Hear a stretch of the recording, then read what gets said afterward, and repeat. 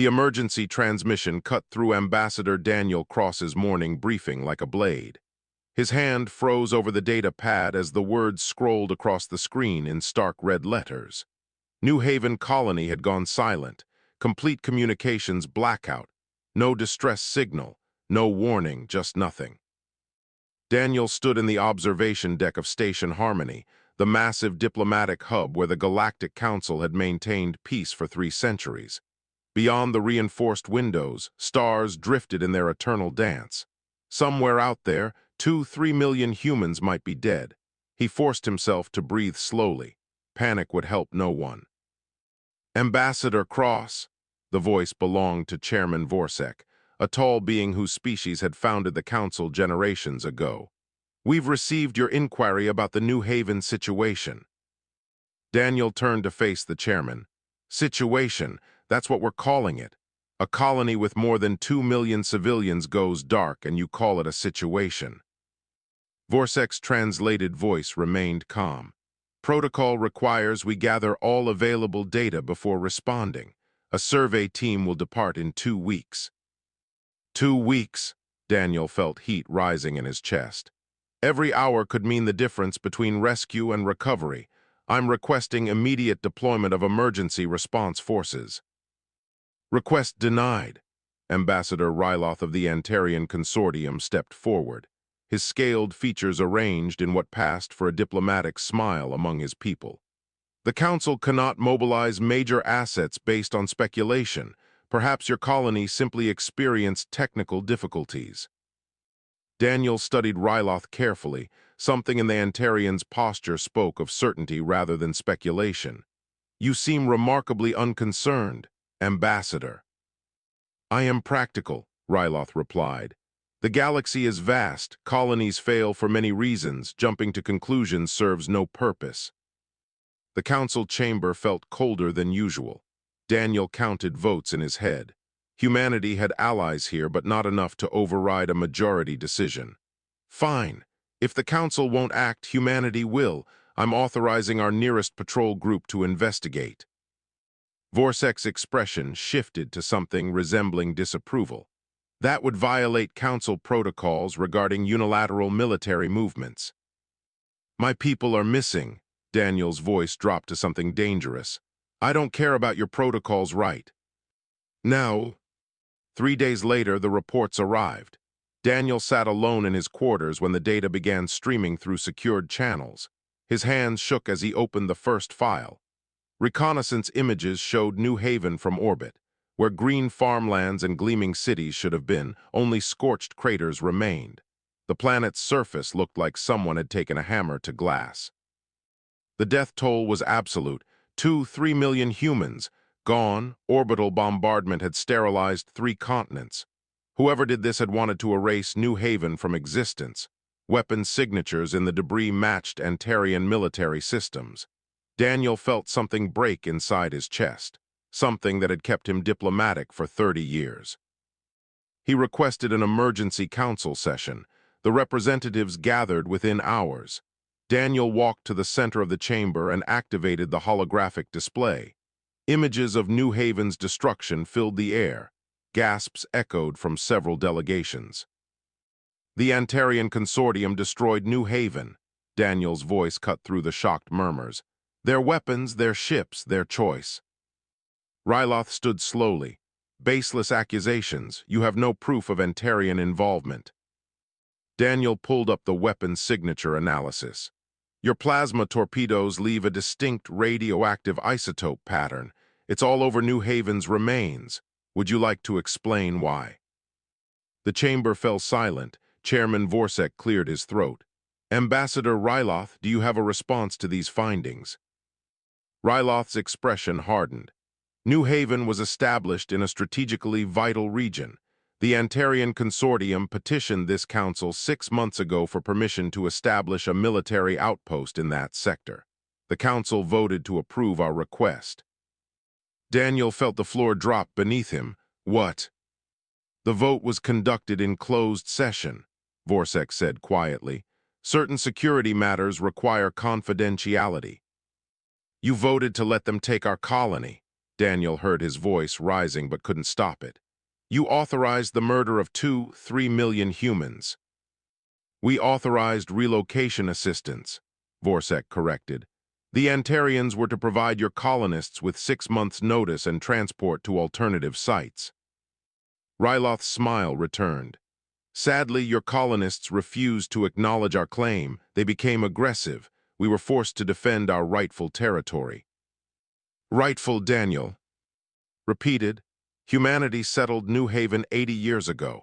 You're calling an established colony aggressive for refusing to abandon their homes. The Council's decision supersedes individual species claims. Ryloth spread his hands in a gesture of false sympathy. Your people should have complied. This tragedy could have been avoided. Daniel looked around the chamber, saw the carefully neutral expressions, the avoiding eyes. You all knew. Every one of you knew this was coming, and nobody warned us. The vote was legitimate, Vorsek stated. Humanity has been expanding aggressively for decades. Some members felt containment was necessary for galactic stability. Something snapped in Daniel's mind. Containment. You murdered 3 million people because you're afraid of us being successful. We took necessary action to maintain balance, Ryloth said smoothly. Your species grows too quickly, builds too efficiently. Perhaps this will teach humanity some humility. Daniel stood perfectly still. You want to see humanity humbled. You want to see what happens when we stop being nice. He reached into his jacket and pulled out a small data chip. For 47 years, humanity has maintained peace in this galaxy. Our ships patrol your trade routes. Our doctors staff your medical stations. Our peacekeepers die in your wars. He placed the chip on the council table. This is humanity's withdrawal from the Galactic Council, effective immediately. Every human peacekeeper is being recalled. Every trade agreement terminated. Every alliance dissolved. Vorsek stood. Ambassador Cross, such actions would destabilize the entire galaxy. You should have thought of that before you sanctioned genocide. Daniel walked toward the exit. You wanted to see what happens when humanity stops being peaceful. You're about to find out. The chamber doors closed behind him, leaving the council in chaos. On Earth, Fleet Admiral Patricia Hayes received her orders and smiled grimly. Humanity had spent 47 years building bridges across the stars. Now it was time to show the galaxy that every good builder knows exactly how to demolish their own work. Merchant vessel Stellar Dawn drifted dead in space. Its cargo holds full of medical supplies desperately needed on the colony world of Thessar Prime. Captain Brent watched helplessly as 3 unmarked ships surrounded his vessel. Pirates had become bold in the 2 weeks since. Human patrol ships vanished from the trade lanes.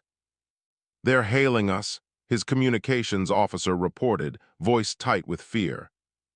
Tell them we're a humanitarian vessel, Brent ordered, knowing it wouldn't matter.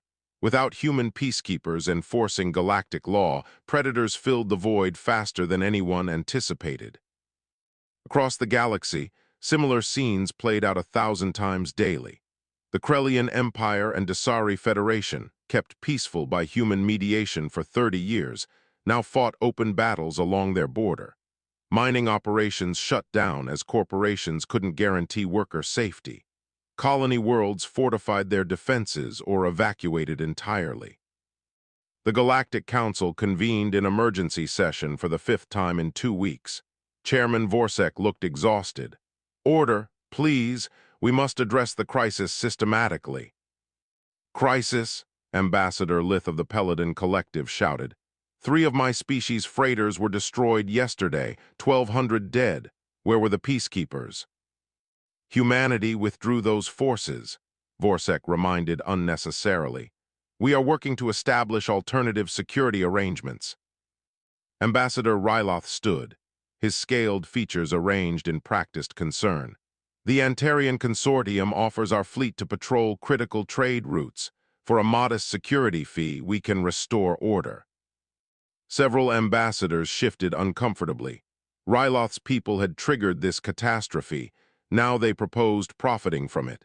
But desperation made strange bargains acceptable. What fee? asked Ambassador Torin of the Dasari Federation. Ryloth displayed figures that made the chamber erupt in protests. His proposed costs exceeded what humanity had charged by orders of magnitude.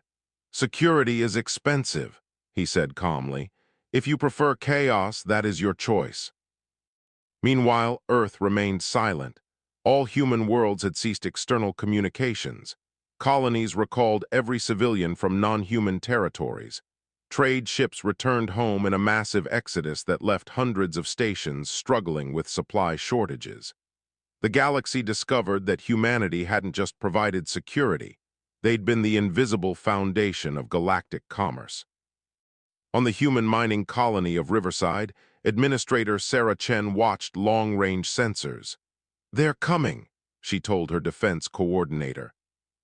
"Antarian Battle Group," confirmed the coordinator. 40 ships, heavy cruisers, and destroyers. They think we're abandoned like the other outposts." Sarah smiled without humor. "Let them think that. How long until they're in range?" 6 hours. "Good, make sure everyone's in the shelters. This is going to get loud." Commander Talvex, nephew to Ambassador Ryloth, led the Antarian fleet toward Riverside with absolute confidence. Intelligence suggested the colony's small garrison had withdrawn weeks ago. His orders were simple: occupy the mining facilities and establish Antarian sovereignty. Easy honor to restore his family name after the New Haven controversy. "Entering sensor range," his tactical officer reported. "I'm detecting power signatures but no military vessels." "Civilians," Talvex decided. "Probably miners who refused evacuation, broadcast surrender terms. If they resist, disable their infrastructure." The response came immediately. "This is Riverside Colony. You have entered human territory without authorization. Leave now or be removed." Talvex laughed. "Removed? By whom? Your fleet abandoned you." He opened a command channel to his ships. "All vessels, advance and secure the colony. Non-lethal suppression only. We want the facilities intact." His fleet crossed into the asteroid field surrounding Riverside. Sensors showed nothing unusual, just rocks and mining equipment. Talvex allowed himself to relax. This would be simple. Then space erupted. Asteroids that had seemed inert suddenly blazed with weapons fire. Railgun platforms hidden in the debris field fired projectiles at impossible velocities. Talvex's shields sparked and died under the first barrage. His ship lurched sideways as kinetic rounds slammed into the hull. "Evasive action," he screamed. But there was nowhere to evade. The entire asteroid field was armed. Firing solutions calculated years in advance locked onto every ship simultaneously. Missiles launched from concealed bays, not conventional warheads, but adaptive hunter-killers that learned from each defensive measure. One of Talvex's destroyers tried point defense. The missiles split into submunitions that overwhelmed the system and crippled the engines. "Return fire," Talvex ordered desperately. "At what?" his weapons officer shouted back. "I can't get a lock. They're using the asteroids as cover and our sensors can't penetrate the mineral content." 14 minutes after entering the field, Talvex's fleet drifted helpless, every ship disabled. Engines dead, weapons offline, life support barely functioning, not one vessel destroyed, just perfectly surgically neutralized. A new transmission filled every Antarian ship. Admiral Patricia Hayes appeared on their screens. "Commander Talvex, you came to our home, we let you live. That's mercy. Test us again and mercy ends." Talvex stared at the human admiral. "This is an act of war." Hayes's expression could have frozen stars. "You declared war when you murdered New Haven. This is us showing restraint. Every human colony is this well defended. Every human fleet is twice as capable. We're not hiding. Commander, we're preparing. Tell your uncle that if he wants to see what human fury really looks like, he should keep testing us." The transmission cut. Antarian ships received tow trajectories that would drag them out of human space. Talvex sat in his command chair, understanding flooding through him. Humanity hadn't withdrawn in fear, they'd withdrawn to prepare, and the galaxy had no idea what was coming. On Station Harmony, emergency reports flooded in. Ambassador Ryloth read the tactical analysis with growing rage. 40 ships disabled in 14 minutes. Impossible. Chairman Vorsek looked grave. Perhaps we should reconsider our approach to humanity. No, Ryloth slammed his hand on the table. This proves they're dangerous. We must act now, before they grow stronger. I propose we authorize a full peacekeeping armada, 500 ships. We blockade Earth and force negotiations. The vote split the council. Some species recognized the danger in escalating. Others, frightened by chaos and swayed by Antarian rhetoric, voted for action. The motion passed. Barely. Ryloth smiled. Humanity wanted war, they would get it. And this time the council would bring overwhelming force. Above Earth, Admiral Hayes received intelligence on the council's vote. They're coming, she told her staff. 500 ships, every major fleet. Can we win? Someone asked. Hayes pulled up tactical displays showing Earth's orbital defenses, decades of hidden preparation. They think 50 years of peace made us soft. They're about to learn that humanity spent that entire time getting ready for the day peace failed. She activated fleet-wide communications. All ships, prepare for battle. The Council chose this. Now they pay the price. The Council's armada gathered at the edge of human space like a storm. Preparing to break, 300 warships from 10 species, the largest fleet ever assembled under Council authority. Ambassador Ryloth stood on the bridge of the flagship Dominion, watching Earth's yellow sun grow larger on the view screen. All ships report ready, his tactical officer announced. Ryloth activated the fleet-wide channel. This is Commander Ryloth to all vessels. Today we restore order to the galaxy. The human species has rejected Council authority and demonstrated hostile intent. We will blockade their homeworld and force compliance. He paused. Remember, we are peacekeepers. Minimize casualties, but do not hesitate to defend yourselves. 6 light towers away, Fleet Admiral Patricia Hayes watched the armada's approach from her command center buried beneath the Rocky Mountains. They're moving into position, her sensor officer reported. Good, Hayes replied.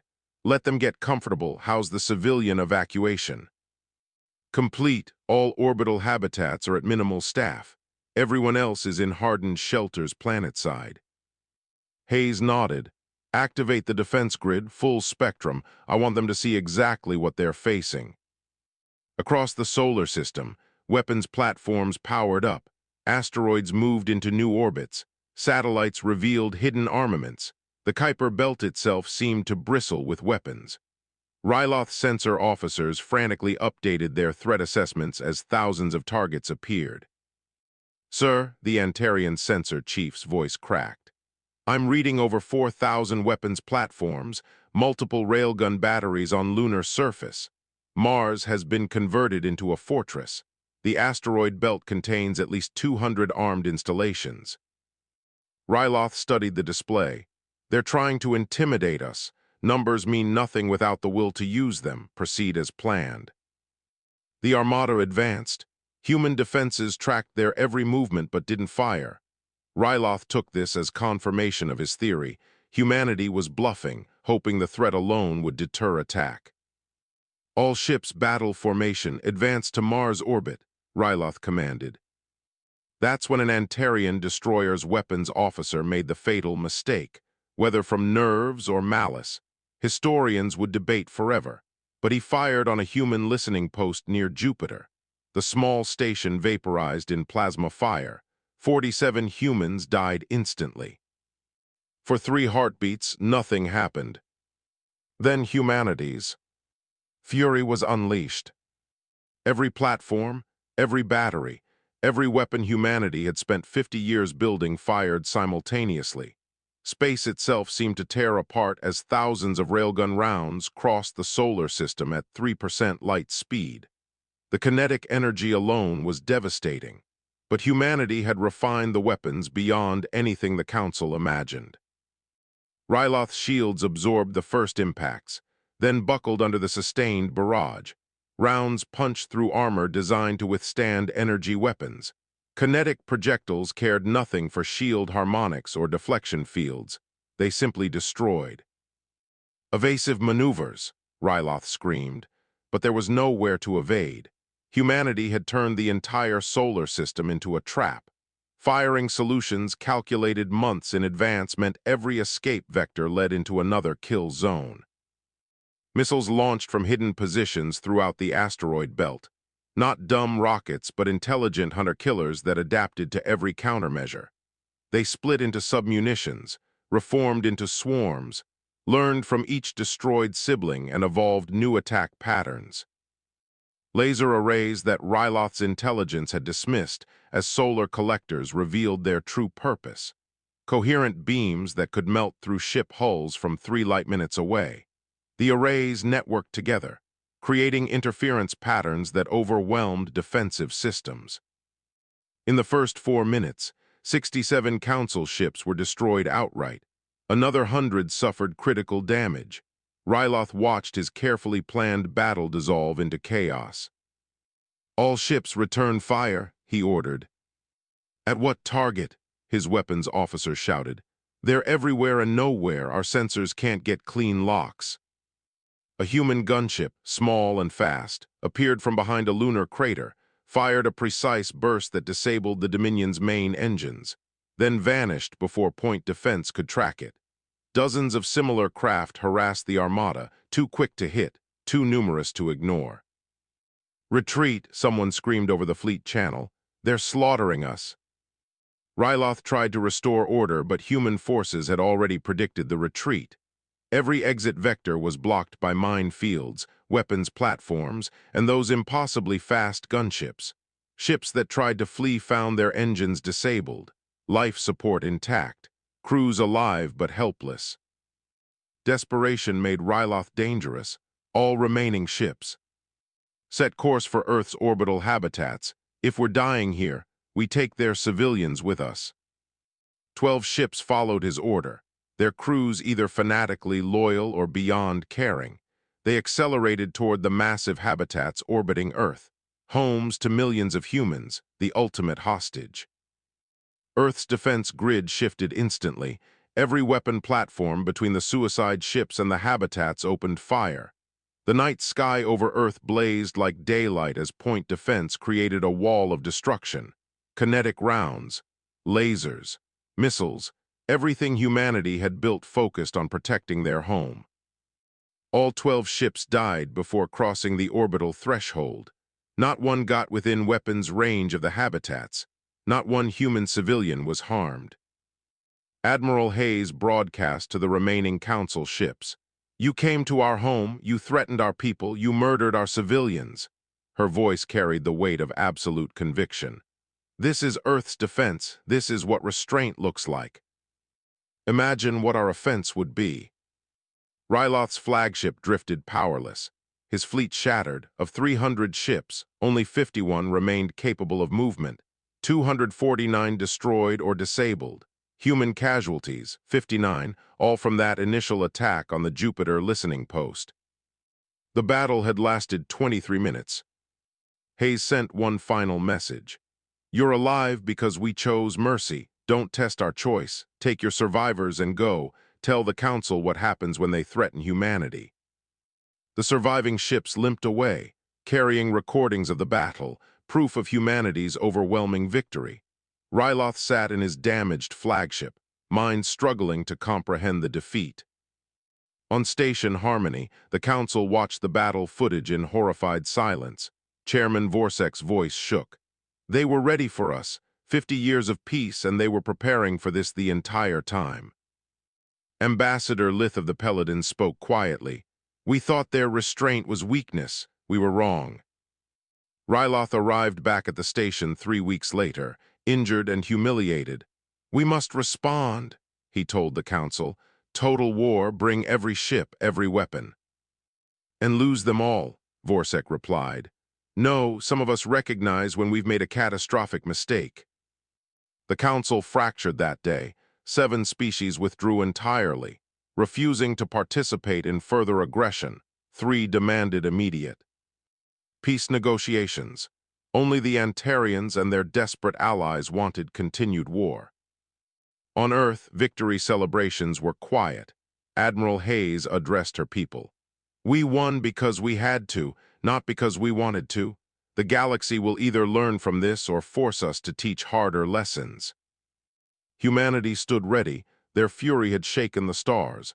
Now the galaxy had to decide what came next. 3 months after the Battle of Terra, the galaxy burned. Without human peacekeepers, old hatreds erupted into open warfare. The Krellian Empire and Dasari Federation fought along a border spanning 40 star systems, both sides using weapons they'd stockpiled during the peaceful years. Trade had collapsed. Stations that once bustled with merchants now sat dark and empty. Pirate fleets grew bold, raiding colonies that couldn't defend themselves. Species that had relied on council protection discovered too late that protection had always meant human intervention. On the Peladon homeworld, Ambassador Sorais watched the sky burn. Torven warships in orbit were bombarding coastal cities, killing millions. The Peladons had no military tradition. They'd trusted the council, trusted human peacekeepers to defend them. Now they faced extinction. Sorais made a desperate decision. He boarded the fastest ship available and jumped to Earth, bypassing the council entirely. If humanity wouldn't save the galaxy, maybe they'd save one species begging for help. Earth's orbital defenses challenged him immediately. "This is restricted space. State your business or be turned away." "I am Ambassador Sorais of the Peladon Collective," he transmitted. "I come to beg for humanity's mercy."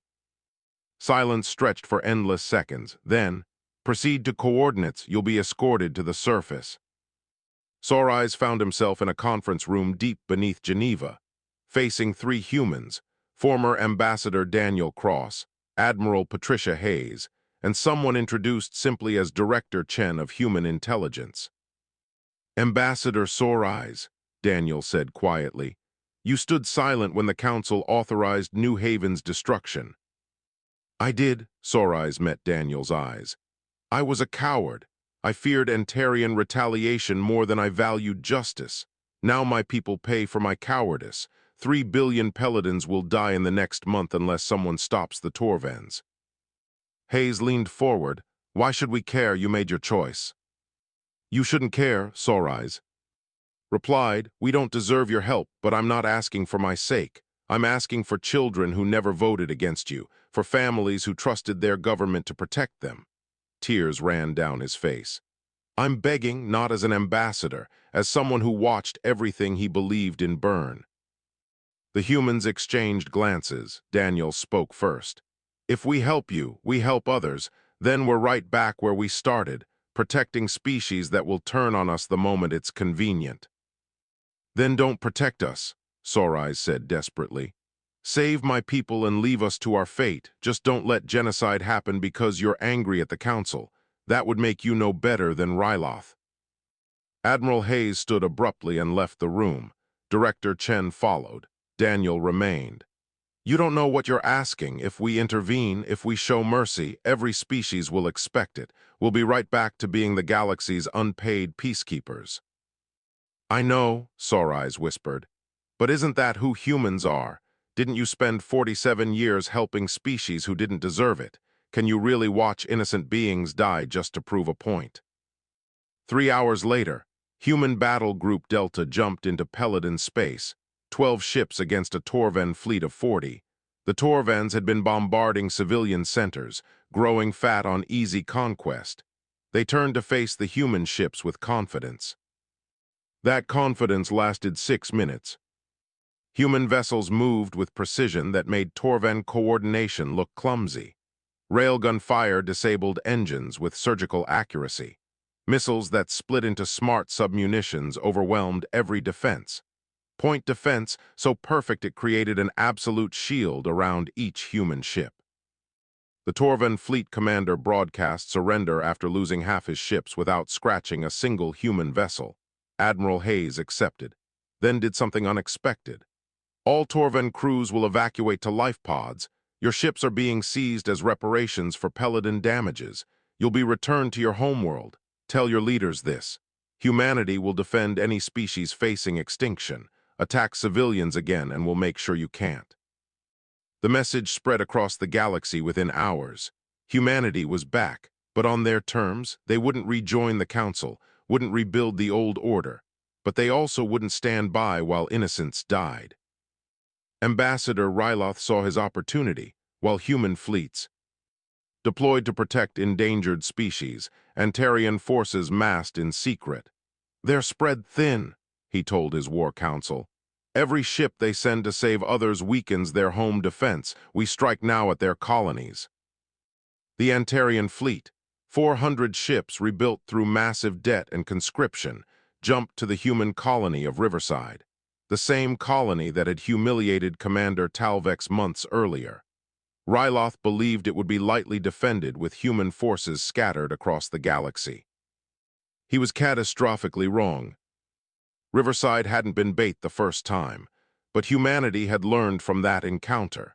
Every colony now maintained defenses that could bloody a major fleet.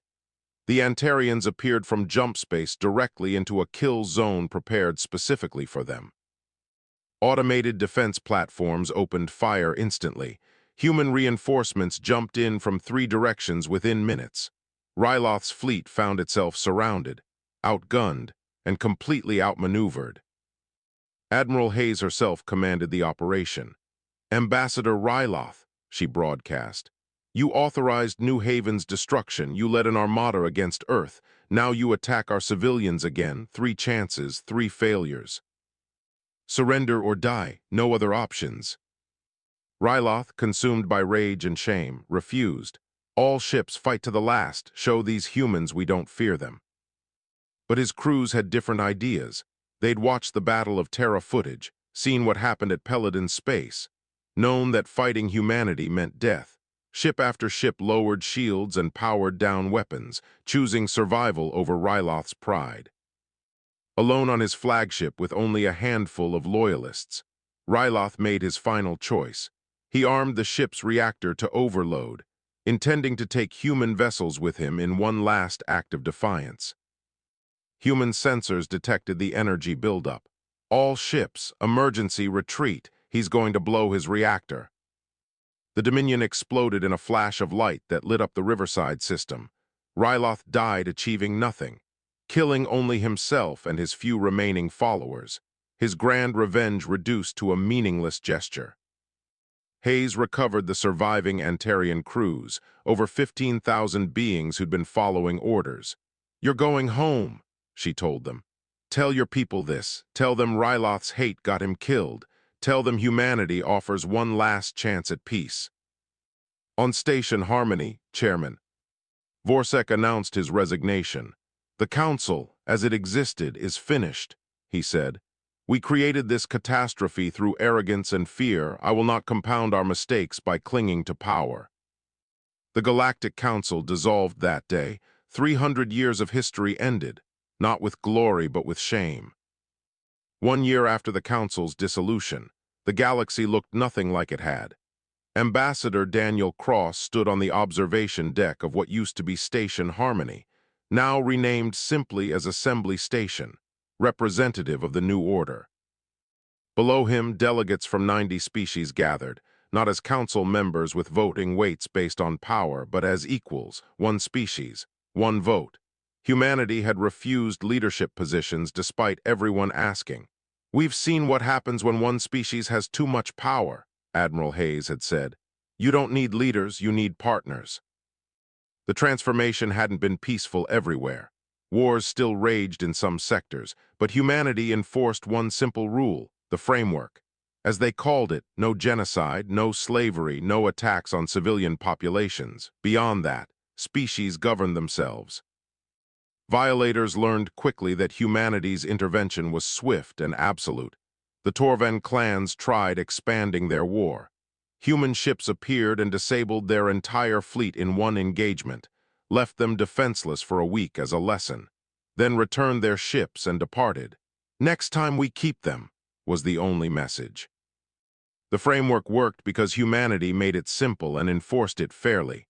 They didn't care about politics, economic systems, or cultural differences, just three unbreakable rules. Species that followed them prospered. Those that didn't faced consequences.